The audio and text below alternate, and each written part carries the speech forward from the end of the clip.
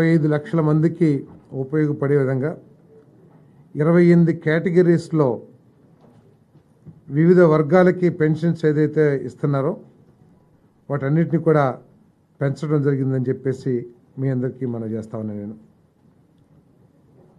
3,000 నుంచి 4,000 రూపాయలకి ఈ పెన్షన్ను పెంచడం జరిగిందని చెప్పేసి మనం చేస్తా ఉన్నాను. ఏదైతే చంద్రబాబు నాయుడు గారు, పవన్ కళ్యాణ్ గారు, కూటమి నాయకులందరూ కూడా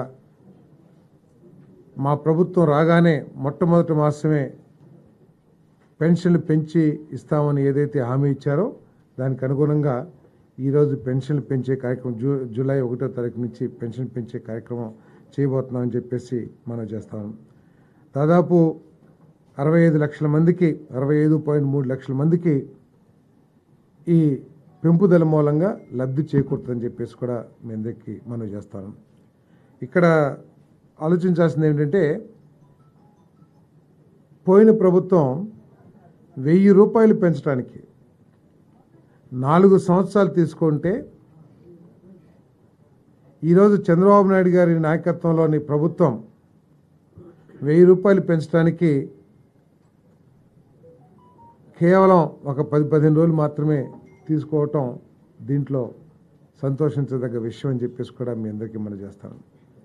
ఈ పెన్షన్ని జూలై 1వ తారీఖున సచివాలయం స్టాఫ్తో ఇంటింటికి ప్రతి ఇంటికి తీసుకువెళ్ళి ఉదయం 6 గంటల నుంచి సాయంత్రం లోపల ఇవన్నీ కూడా పెన్షన్ అన్నింటినీ కూడా పెన్షన్దారులు చేతిలో పెడతామని చెప్పి డిస్ట్రిబ్యూట్ చేస్తామని చెప్పేసి కూడా సవినీయంగా మనం చేస్తామని నేను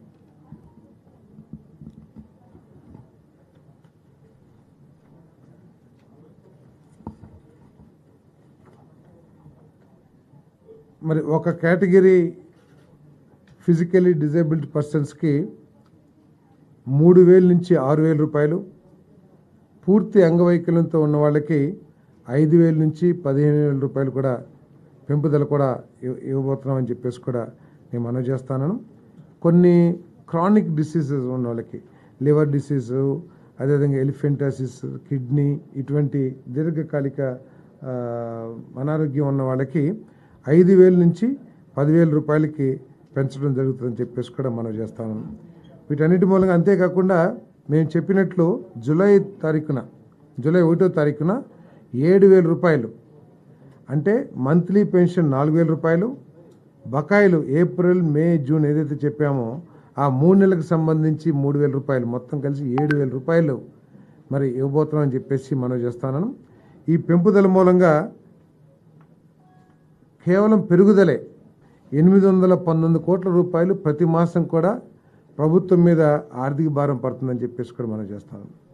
ఆర్థిక భారం కంటే కూడా పేద ప్రజలు, వృద్ధుల అవసరాలు తీర్చడం లక్ష్యంగా ఈ పెంపుదల చేశామని చెప్పేసి కూడా మనం చేస్తాను.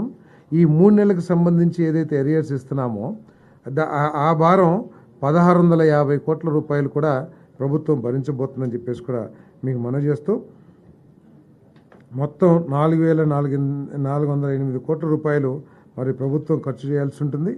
ఇంతకుముందు సంవత్సరానికి 23,272.44 కోట్ల రూపాయలు ఈ సామాజిక పెన్షన్స్ కింద ప్రభుత్వం ఖర్చు చేస్తే